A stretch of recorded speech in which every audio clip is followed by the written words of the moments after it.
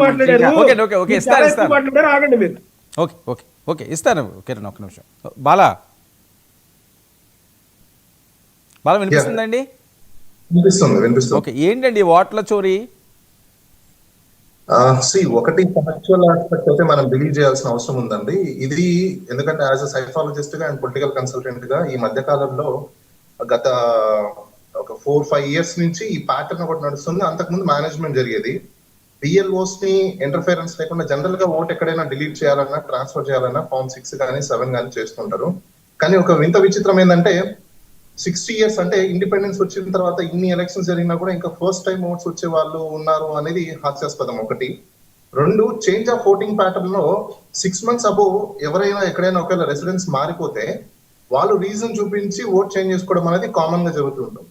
కానీ ఈ మధ్య కాలంలో ఒక ప్యాటర్న్ ఏం నడుస్తుందంటే ఇమీడియట్ గా ఎలక్షన్స్ ఎక్కడెక్కడ నడుస్తుందో ఒక టీమ్ ని అంటే ఒక సెట్ ఆఫ్ పీపుల్స్ ని తయారు చేసుకొని వాళ్ళని ఒక పర్సంటేజ్ వైజ్ లో ఆ ఓట్స్ అన్ని ట్రాన్స్ఫర్ చేసుకోవడము ఆన్లైన్ సిస్టమ్ లో చేస్తున్నారు. అవన్నీ ఆన్లైన్ అప్లోడ్. ఇంకోటి మీకు హాస్యాస్పదం చెప్తాను చూడండి.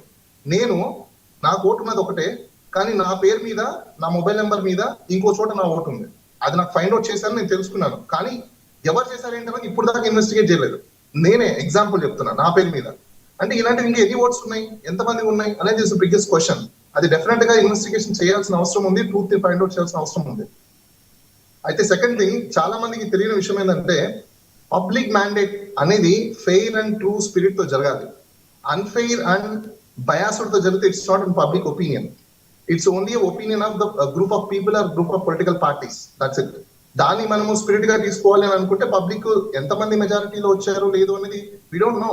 The percentage of polling votes base చేసుకొని ఎవరు వెళ్తున్నారు ఎవరు వెళ్ళట్లేదు అనే దానికి ఈ రోజు ఎగ్జాంపుల్ పులివెందుల ఓట్స్ తీసుకుందాం.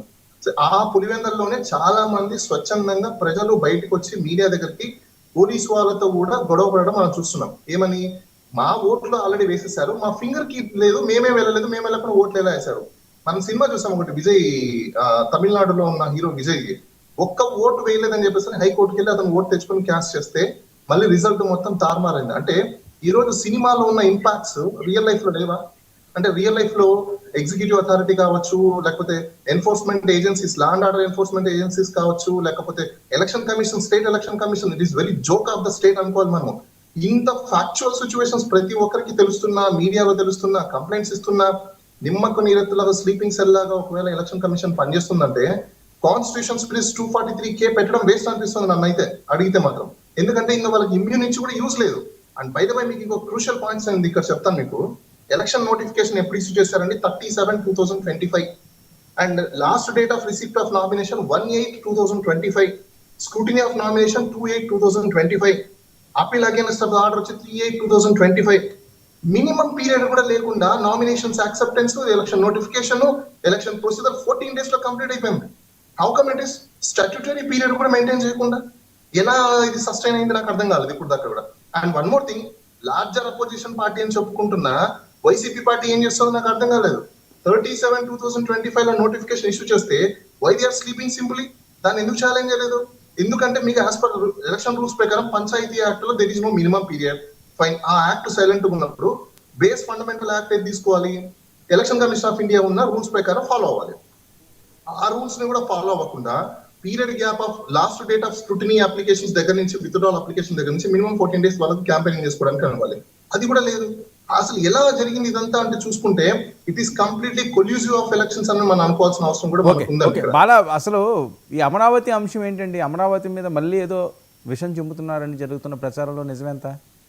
అంటే ఏం విషయం అంటే నాకు అర్థం కాలేదు. అంటే ఏవో వరదలు వచ్చేసినాయి, ఇంకా అమరావతి ఏం లేదు, మొత్తం మునిగిపోయింది, కొట్టుకుపోతుంది, ఇంకా అసలు మళ్ళీ రాజధాని ఇబ్బంది అయిపోతున్నది, మేము అందుకనే వద్దని చెప్పాం. సార్ నేను ఒక విషయం చెప్తాను. ఇప్పుడు మీ కార్కి దెబ్బ తగిలింది అనుకోండి, ఒక రూట్ లో మీరు వెళ్తున్నారు, అప్పుడు మీరు ఏం చేస్తారండి? ఆ రూట్ లో వెళ్ళేటప్పుడు జాగ్రత్తగా వెళ్తారా, లేకపోతే దాన్ని సెట్ చేసుకొని వెళ్తారా, లేకపోతే మళ్ళీ పోయి దెబ్బ తిని కింద పడి కాలు దెబ్బ తగిలించుకుంటారా? చెప్పండి చెప్పండి, మీరు చెప్పండి. అంటే ఎవరైనా జాగ్రత్త పడాలి కదా, దాన్ని డ్యూ ప్రొసీజర్, డ్యూ కేర్ అంటారు. అంటే జాగ్రత్త పడడం, ఫోర్కాస్ట్, ఫ్యూచర్ ని ఆలోచించడం, ముందు జాగ్రత్తలు తీసుకోవడం అని అంటారు దాన్ని. అయితే ఇప్పుడు చాలా మంది చెప్పారు మన వక్తలందరూ కూడా, స్పీకర్స్ అందరూ కూడా, Bengaluru, Chennai, Kolkata, Mumbai, Hyderabad, what ever it may be, అక్కడ తప్పులు జరిగాయి కాబట్టి ఇక్కడ జరగకుండా చూసుకోవాల్సిన బాధ్యత ఇంటలెక్చువల్ ఆఫ్ ఫోర్కాస్ట్ అంటారు. That is why we are electing the people who know about of entire the society, and politics and people litigation management, and as well as it is a constitutional mandate, executive authority to forecast 5 years period ఎందుకు ఇచ్చారు? పనులక కాదని ఇచ్చింది. 5 years period అంటే వీళ్ళు ఈ day నుంచి forecast చేయాలి. గతంలో ఏం తప్పులు జరిగాయి, ఇప్పుడు ఏం జరగకుండా ఉండాలి, పబ్లిక్ క్యాపిటల్ లాస్ ఎలా అవ్వకుండా ఉండాలి ఏంటని చూసుకోవాల్సిన బాధ్యత వాళ్ళదే. ఇంకో విషయం చెప్తాను మీకు. విజయవాడలో లాస్ట్ ఇయర్ వరదలు వచ్చాయి. వరదలు వచ్చినప్పుడు